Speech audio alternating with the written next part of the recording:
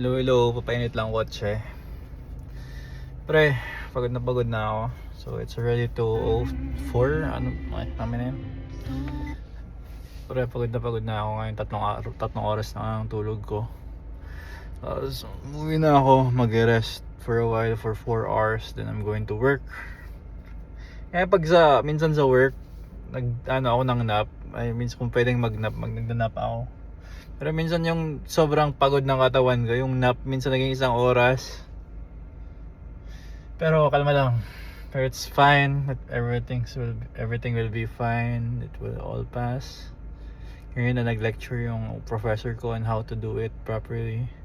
From now on, bukas talaga, piprint ko na yung syllabus. Tapos yun ang yung magiging Bible ko.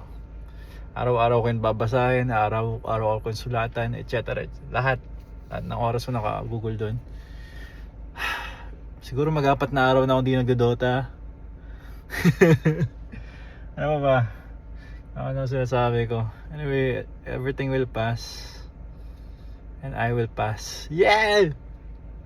Naman lang, bye-bye. I'm out. Kaya yan.